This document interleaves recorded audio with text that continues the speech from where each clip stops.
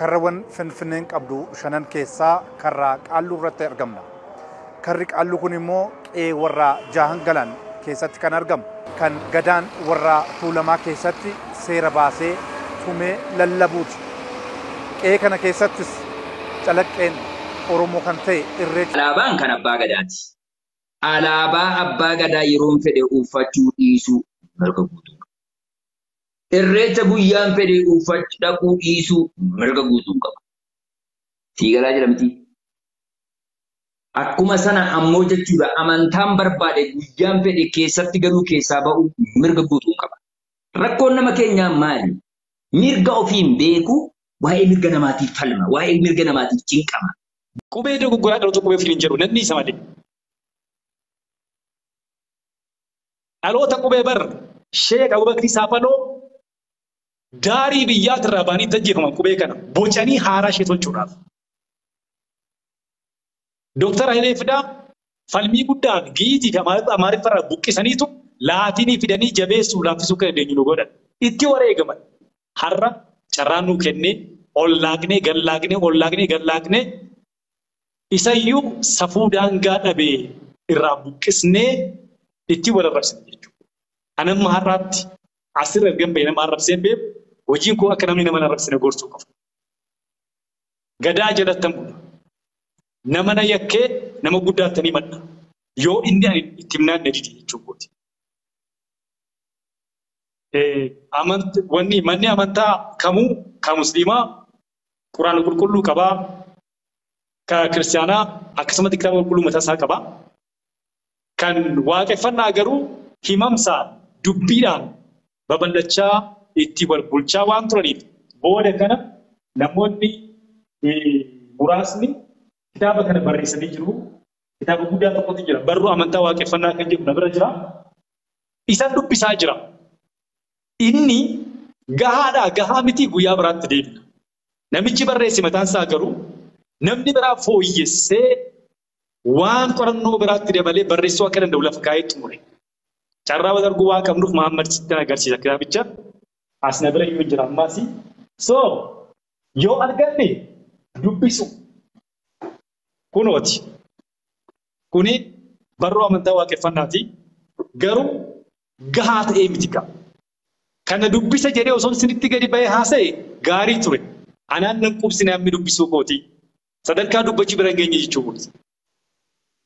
Kanaaf baay'ee dubbachuurraa baay'ee dhaggeeffachuu nu wayyaa. Bakka nu ilaallatutti immoo gabbaanii ibsa kennuun hamma nu galirraa baay'ee gaarii jechuudha. So walaa kabajnu gaaddisa Oromoo jala amantaatu jira. Gaaddisa Oromoo jala Oromummaatu jira. Gaaddisa Oromoo jalatti dacha'a. Odaa jalatti dacha'a. Akkana nu wayya. Jaarsa mataa harrii fuuldura qaxxaamuru eega jalqabdanii dubbiin qaata baddee beeki. Namni jaarsa qaxxaamura fuuldura deemu dabarsee keetu booda deema dargaggeessi. Eega taaksii gaafa seentu ciqilee rukuttee jaarsa dura dhattee teessee booda dubbiin fafooftee kanaaf sii darbuu didee laan namni maraatee dhume. Eega dubbisuu dadhabdee Ustaad Raayyaa Abbaa Maccaa Dooktar Gammachuu fa'aa namoonni gurguddaan yuutuubii irra jiru. Dhaggeeffachuu amala isaa qabda taanaan dhaggeeffadhu yuutuubii irra jira. Daqiiqaa 40 daqiiqaa 30. Maarsii godha scroll gochaa ooluun asirraa tiiktookii kanarraa. Dhugumaan dubbadha dubbiidhaaf miti dubbii bareechuuf miti garaa koorraan si gaafachaa jirra jechuudha. Asirratti bannee saffannee qolatti deebinaa qola keessaa baanee jirra laan dacha'uu nu wayyaa kanumaan siin gorsaa. Waan guddaa waan isinitti deemu sagantaa yootti qabanne gaariidha. Carraa kanaan garuu haga dhawuun dubbadde gahaadha. Waa'ee irreecha maatirraa fi dubbii duraan Mahammad gadi kaase 97, 96, 98 ani Saaris gubbaa gaafan jiraadhu. Saaris gurbaa hiriyaa kiyya Fiqiruu jedhamu tokko wajjin gaafan daandii deemu hanga Markaatootti namni gaafa nuti afaan Oromoo dubbannu garagaree nulaala akka waan boombii darbannu jechuudha afaan keenya keessaa akka waan summiin tokko gadi ba'utti. Maaliif Markaatoo deemnaa? Markaatoo bakka amma Gojjaan barandaa jedhan kana hoteelli Wallaggaa jira. Hoteela Wallaggaa sanii nyaachuu deemna. Achitti abbaan manaas keessummeessaanis namni nyaatus Wallaggaa. Ijoollee Oromooti. Wallaggaa osoo ta'e ijoollee Oromooti. Garuu maqaan keenya isatu jira achi. Isaaf achi deemna nuti. Dhugaa rabbii isinitti himaa gatiitti kaffale. Sadarkaa kanatti hanga gatiitti kaffale Oromummaa kanatti beekta. Kanaaf safuu taadeebinu kalman jechuu barbaada. Dubbiirraan of qusadha.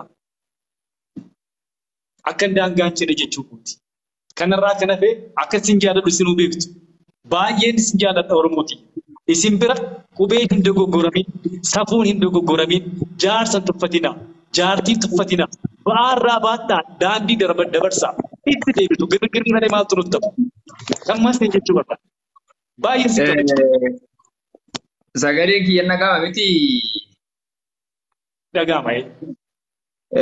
Barsiisaa waan tokkotu jira beektanii. Ani barsiisaa afaaniitii miti. Garuu afaan Oromoo kanaan qabxiin kiyya gaariidha. Maatirikii irratti afaan Amaariffaas afaan Oromoos AA'n qabaa. Afaan Ingiliffaa qofa dubbiin harkaa dhufte. Hanga hin danda'u doggoreewwan keenya jechuudha.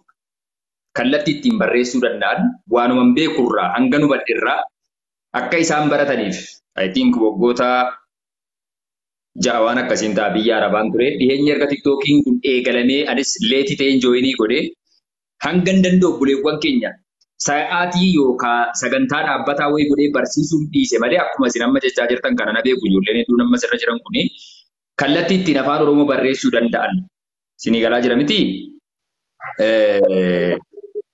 Kallattii ittiin afaan Oromoo kana barreessuu danda'an loqoda Oromoo kana eeggachuu danda'an jechoota kana eeggachuu danda'an wantoota akkasii sana jechuudha. Hangam beekurraa ijoollee hedduutti barnoota kennaan ture. Hedduun isaanis immoo akka irraa qayyabatan karaa onlaayinis karaa dhuunfaatiinis naaf ibsu. Garuu wanni sun waan tokko wanni hubachuu qabnu hedduun keenya miidiyaa kanarratti yeroo ati waan barnoota qabu, waan faayidaa qabu, waan dhaloota jijjiiru wayii nam barsiisa jettee yoo dhuftee jette kunnumaa nama baay'ee nu daawwachaa jira. Dhugaa rabbiin siin jedha. Namni sun deemee inni wayita kolfaa 500 taa'ee kolfee kik jedha ashaangulliitii makaranyaa nama keenya wajjin rakkatte kana garii inni bochi garii inni kolfiti. Ashaangulliitii sana jala guutu beektee yeroo kolfaa. Yeroo gadda xiqqoo wayii immoo ashaangulliitii bochi sana jala dhabu. Waan akkanaa wayiitiin sakaalamanii jiru. Bakka akkanaa taa'anii sa'aatii tokko wayii waa barachuurra bakka kolfii jiru, bakka geemiin achirra jiru namni wal arrabsu yookaan ajandaa wayii jiru. Bari yeroo ajandaan jiru amma sagantaan kun barnoota dabarsaa jira miti. Mee bakka sanatti barnootatu darbaa jira namoonni barnoota feetan kottaa baradhaa itti mucayyoon tokko dhuftee asirratti mana namaa deemtee ittiin himtu waan nu laayibiirra jiru kana. Bakka wayii immoo ajandaan jiraate namni wal arrabsaa jira miti. Mana abaluu wal arrabsaa jira kottaa jettee as waamtu bara. Inni ofii achi jirtu hanqannaan nama wayii dhuftee asiin fudhattee deemuudhaafi bara. Lukaan dhaloota akkanaa kanatu jira jechuudha sii galee. Dhaloota sammuu isaa already maaliif akka baatee deemu hin hubanne yoo kana jedhu ani beekaa ta'e isaa wallaalaa jechuu barbaadee miti. Hanga dandeenyuun bakki oollu kun eessa? Wanti bakka sana taa'aa jirruuf maaliif? Waan jedhamu wayii xiqqoo namaaf nuti nama yeroo jedhamu rabbiin uumama hundarra jechuudha ilma namaa kana caalchisee uume miti. Kanaafuu gatii addunyaarra dhufnee kana ofii keenya irratti xiyyeeffannoo goonee hojjechuun dirqamaa jechuudha. Kanaafuu hanga dandeessanuun namni ogummaa qabuun inni afaan hin danda'u loqoda afaan Oromoo. Fakkeenyaaf amma hedduun isaanii amma Abdiisaa Baancaa Jarraa Baay'isa Weeriyyaa Kootu waggaa dheeraa golbeen Abdiisaa Baancaa Jarraa karaa miidiyaa kana jechuudha. Booda kana garuu yeroo inni jechoota tokko callisee namoota miidiyaa Facebook irratti barreessan qubee isaan barreessan kana hordofee kun dogoggora jedhuun arga. Suni furmaata miti. Jechootuma googilii irratti akka tiraanisleetiitti ba'an hanqina kan qaban jiru. Fakkeenyaaf afaan Oromooti googilii irratti osoo googilii irra tiraanisleetiin godhatte yeroo baatu. Ani amma akkamittiin fakkeenyaaf bishaanin dheebodhee dhuguun barbaada jettee osoo googiliin afaan Arabiffaatti naaf hiiku yookaan Ingiliffatti naaf hiiku osoo barreessu jedhee qubeen afaan Oromoo ani ittiin barreessu sun tokkitti dogoggora qabaannaan hiikkaa yookaan tiraanisleeshiniin jette sanaa jechuudha kompiliitlii hiikoo biraan hafide jechuudha. Hin milkoofne jechuudha ni sii galee. Kanaafuu nuti googilii irra baasuu caalatti googilii sammuu dhaloota qubee ofiin jedhuu kanarratti maaliif ta'uu dadhabne? Osoo gara browseraa, gara onlaayinii, gara kroomii osoo hin baafne, gara googilii osoo hin baafne, gara weebsaayitii garaagaraa osoo hin baafne, bu'uura irraa jalqabee, maatii irraa jalqabee akka dhaloonni kun afaan Oromoo kana dhaloota qubeetu sila dubbii fixee bara. Dhaloota qubee ofiin jedha qubee afaan Oromoo barreessuu hin danda'u. Osoo koomantii jalatti mee namoota sira jira 280 keessaa jecha wayii ajajjeenaa barreessaa jette nama 10 hin caalu kijibuu yoo hin baadhe kan seeraan qubee sana barreessu. Nama kudhan hin caalu. Dhibbi lamaaf torbaatamni sirluu afaan Oromoo kana dhukkee irraa kaasee barreessa. Meezii zooluma kana fudhadhu akka inni itti barreessu ilaali maqaan diyaaspooraadha. Jimmaa akkasuma jira. Nama guddaadha amma namichi kun jechuudha. Ziizoon kun jechuudha. Areedni isaa guddaa Ameerikaa jira makiinaa guddaa oofa. Sii galee Nyatii fi hiriyaa koo hin sodaatin ziizoon hiriyaa koo rakkoo tokko iyyuu qabu. Biisii dha ziizoon. Biitu buraa biitee addaatee maamma biyyaa biitee gabaabdee biitu buraa. Waan sagalee wayii nama jibbuu jira. Sagalee sarara. Cufi. Wannidha maamma kiyyaa. Nama galateeffachuun barbaada. Ijoolleen biratti sa'aatii afuritti sa'a sadiitti hin galaa. Sa'a sadiitti laayifiin galaa haga sa'a afuritti hin barsiisa. Gaafan seenu dafaniitu taap godhanii baariyaa ol kaasaniitu namni na wajjin baratu nama 500, 400, 300 guyyaa tokko 1,100 ta'anii barachaa turan afaan Oromoo kana seera. Amaleeffannaan namaa bakka girgirrii irraa bakka gaariitti kan deebi'an gorsa keenyaan jechuudha. Dura eenyuun koo madda seetan yaa jara keenya. Nama wayyaa qabu, nama hubannoo namaa kennu, nama gorsu barbaadna miti asirratti. Kanaaf nuti namni ija namaa seenuu danda'e miidiyaa kanarratti magaalli kun magaala nama hubadhaa. Lafarratti kan biraa magaalli oonlaayinii kun kan biraati. Hawaarra jirra amma. Magaala oonlaayinii kana miidiyaa kana gubbaa jiru kana mee waa tokko nu soqaatii nu argaa. Maal bakka gorsaa. Ijoolleen keenya akka doofummaa keessatti hin hafne akka tiiktookii kana ol haadhaa gadi haadhaa hin oolle nama nuu gorsu barbaada. Eenyu kan kana gochuu danda'u? Warra foloorsii gurguddaa qaban. Warra baay'ee baratan. An sadarkaan koo gadi bu'aadha. Narra kan wayyaa'an hojiin isaanii maaliidha? Namni yuutuubii gaafa banatu ittiin qarshii argachuuf. Namni tiiktookii gaafa banatu foloorsii guddaa argachuuf. Dhugaadhumaan garaa keenyarraa yoo ijoollee Oromootiif yaadne kan waa tokko gochuu jalqabu. Garaa koorraan si gaafachaa jira. Gaafa sana warri mana maadaamii keessaas meeshaa lafa kaa'ataniitu barachuu jalqabu. Galateeffachaa jira bara. Akkuma barsiisuu xumureen ijoolleen yaatee dhufti. Maaliif dhufan? Barachuu dhufan. Yaadallee gaafa kennuu jalqabu hin hir'atu. Yeroo barnootaa ol ka'u kuni mana kootti. Dhuguma rabbii sitti hima. Kanaaf amaleeffannaan kuni nuti nama hubachiisu yoo jalqabaa jechuudha. Komachuu kiyyarra iddoo wacaa qofa jaallattu iddoo wanti gaariin jiru immoo hin dhuftan jechuu koorra warra dhufe immoo galateeffadhee warra immoo dhufin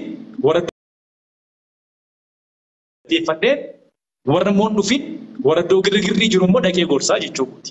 Narraa eegamu waan ta'eef. Ijoollee bajjii keessa facaafnee urufa keessa facaafnee biraa hafnee kaanee komachuun hin danda'amu. Dhuguma sitti hima. Yaada kee cabsuuf miti. Garuu gahee koo baachuutu narra jira jechuudha. Yaaduma kee kanarratti kaawuntara taakiin si dhufa. Yookaan ammoo dugdeebiidhaan jechuudha. Obboleewwan kiyya. Warri dhaggeeffachaa jiran Fuwaad Biyyaa, Dooktar Jiituu, Caallee isin gadi taatanii isin dubbachuu akka hin taane nuuf badhaa obsaan dhaggeeffachaa jiru.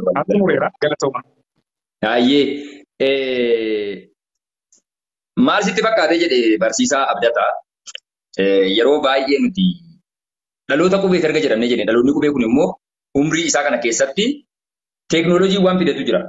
Nu carraa qabeessa baay'isa wayii. Hedduu carraa qaba dhaloonni kun. Carraa guddaa qabna. Mee obboleettiin koo obboleessi koo asirra jiran kana dabalatee dur yeroo barannu mana barnootaa dhaquudhaa fi rooba caama osoo hin jenne kophee kan qabu ilma sooressaatti miskii garii muraasa sii galee miila duwwaa jechuudha barullee kana meeshaa ittiin qabatullee hin qabu.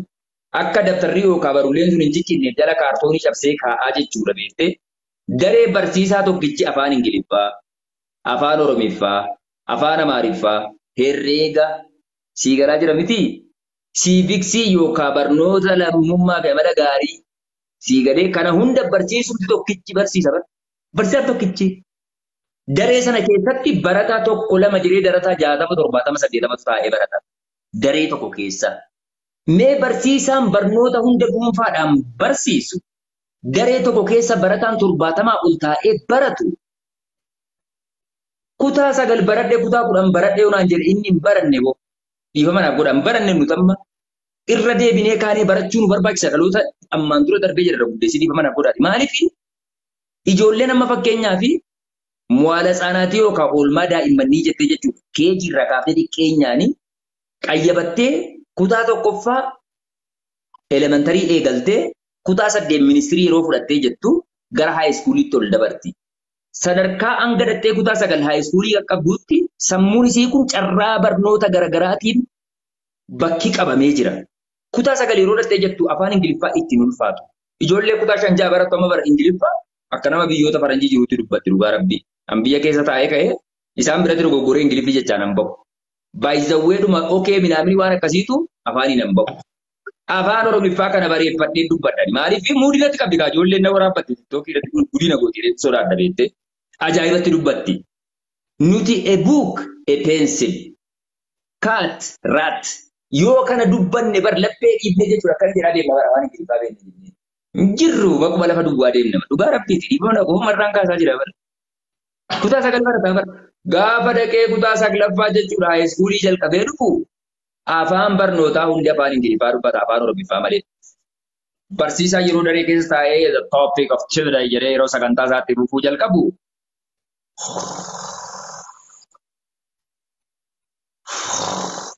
Barsiisaan osoo chookii darbee mataa rukutu mataan isaa kun beettee bakka waa beettee maktafaan beekta miti kun muka irratti foon lafee kana caccabsan jechuudha. Osoo barsiisaan hirriba irraa ka'ee chookii darbu jechuudha. Inni rafa. Kai lafarra jechuudha. Addi isaa kun kallattii isaa kun dalga yaabeettee barataa garii. Hirrafa hin galuuf akkamitti yaada waan inni jalqaba irraa ka'ee dubbii gaaratti dhufee itti galee. Maatirikii irra yeroo qaqqabee jedhu wal qabatee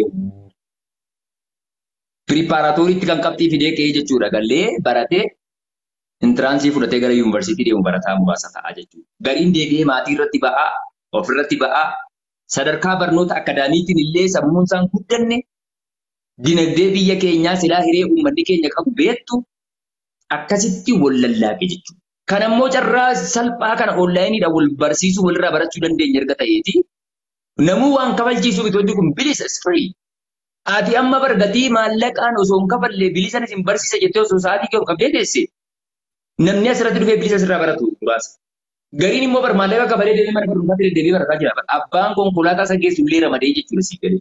Hirriba isaa dhiisee halkan ka'ee barataa jira. Barnoota amma onlaayinii bilisaan baratu jennaan dibbu kana jechuudha. Sii galee mi'aa dammaa harree dhidhinnaan hin dhageessu waan jedhan sana ta'a jechuudha. Hanga dandeenyu obboleewwan keenya bakka iccitii nama dhuunfaa, waa'ee jireenya nama dhuunfaa, waan isin hin fayyadne, waan seenaa keessanii bu'aa hin qabne, waan oromummaa keessan irrattis ta'e amantaa keessan irratti dhiibbaa fi bira yeroo oolaa dhaqxan namni ganda kijibaa yeroo mara oolu kijibni akka waan dhugaa taateetti fudhatee aadaa godhata. Dhugaa rabbiin isin jedha. Amantaa kanas gaafa hunda cabsitee wama feete guddalagde yoo ta'e jedhe haraamni ati dalagdu hundi halaala sitti fakkaata. Sarakka hin taaneef hanga dandeenyuun xiyyeeffannoo ta'a goonu jechuu barbaadeeti. Fu'aad biyyaa dubbata. Fu'aad welcome. Assalamu alaikum warahmatullahi wabarakatuh. Haddan sabarree bagan dalagaa qabaadha iyyuu dalagaa irra turuun kan koo akkan sabaruu na godheera.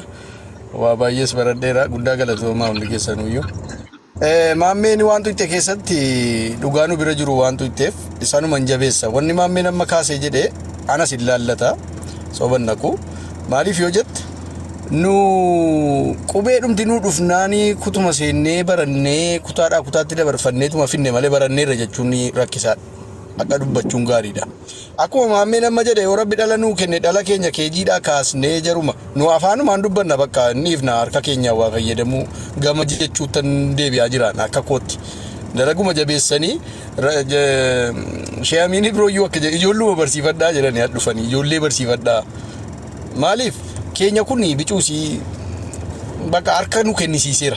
Sii galee wal lukaa laaqee jira. Garuu immoo nu waluu banna. Waan anan barreessu maal akkan jechuu barbaade maammeen na hubata. Sun sirriidha jechuun immoo hin danda'u. Sirrii miti. Akkuma ammanni jedhe jechuudha. Waan ziizoon jechuu barbaade maammeen hubateera. Garuu kanarraa ijoolleen amma keejii jiran baasaa jirtu barsiisonni keenya. Ijoolleen sun jaraa wajjin dubbachuu hin dandeenyu. Dhibbaan dhibbatti. Namni mana barumsaa kan inni ilma ofii ergatu akka abbaa caaluufi malee akka inni abbaadhaan qixxaatuufi miti. Akka inni isa caaluudhaaf waan caalee arguu barbaade ergataa jechuudha. Haa ta'u nus immoo warri caalaa qabu waan kana hordofee barachuu barumsi yeroo namatti hin darbu sanattis nana mana dhugaadha. Garuu maaltu jira waan Nu asirraa waan dhaloota fayyadu dubbanna. Inni beeran baa koomantii jalatti maqaa dhahee lubbuu kiyya maalii kiyya jedha. Mee akkamitti baranne yoo kana itti fufne. Okay, isa gaa keessa buufachuufan ijoollee ziizoonii isa nan jedhaa jiru hojiirra oolchaa jira. Ofii dhiisee ijoollee barsiisaaran argine feesbuukii isaa jala dhaqaa ilaala. Akkan itti gammadee jiru jechuudha. Kana jennaani sirriidha akka teetteyyuu carraa ijoolleedha yeroo danuu fudhachuun barbaachisaa miti anis yeroo danuu fudhadhu wanni isin itti jirtan barbaachisaadha maammee immoo dhugaa dubbachuudha barsiisaa ture mana qabatee qaanoofnee achittiyuu inni kaan hirmaachuu sodaataa inni kaan barreesse adda kasaaraan galee jedha jechuudha wal kassarsiisaa turree jechuudha kasaaraa keessa nu galchee nu hundayyuu amma kunoo ani sagalee nan seenee yaada ibsadha malee barreeffamaan baqadheera kaata bakka hin jirru galatooma waan kana jabeessuu keessanitti anfee moobaayilii jijjiiradhe sitti deebi'a maamme diimana too beeseera guddaa isin kabaja hunda keessanuyyuu amantaan gargarii amantaa dhuunfaa qabna oromummaa walitti qabna lachuuyyuu wal faana deemsifnaa jechuudha guddaa nu galatooma. Boss! Welcome abdii hukumee hundi keessan bagana kan dhuftan.